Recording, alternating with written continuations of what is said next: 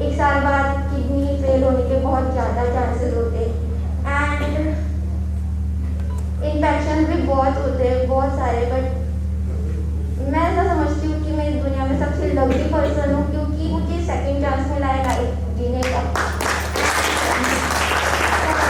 Abhijit sir, क्योंकि वो मेरे लिए एक फरिश्ता बन के आए मेरे लाइफ में एंड मेरी एंटायर फैमिली को उन्होंने इतना खुश किया जब वो आए। हमने बात की हॉस्पिटल में बैठ के कि ऐसा ऐसा होता है।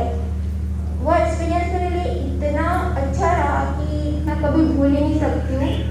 एंड इससे मतलब बस इतना ही कहूँगी।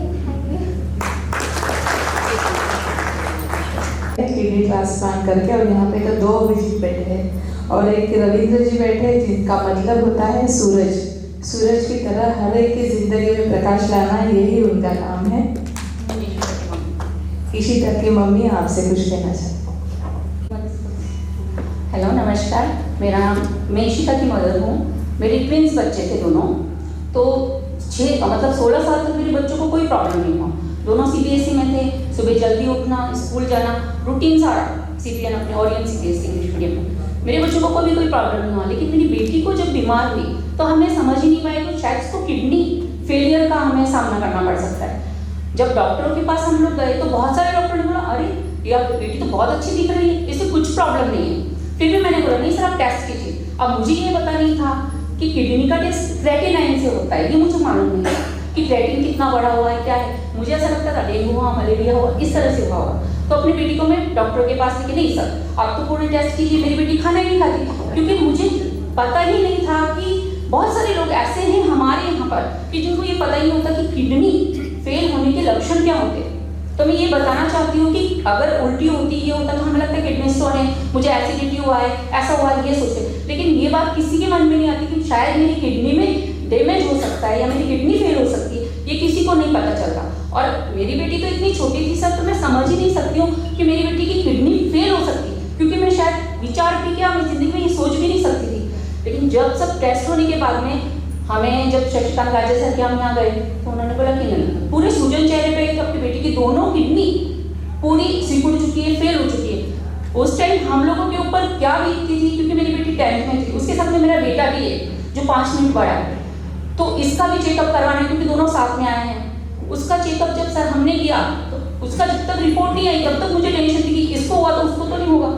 ये सबसे बड़ी बात होती है कि अगर हमें कुछ भी वॉमिटिंग होती है, कुछ भी प्रॉब्लम होती है, तो हमें अपना चेकअप करवाना चाहिए। जैसे सर ने कहा कि हमें 1 साल में एक बार तो अपना क्रेटिनाइन वगैरह सब कुछ चेक करना चाहिए।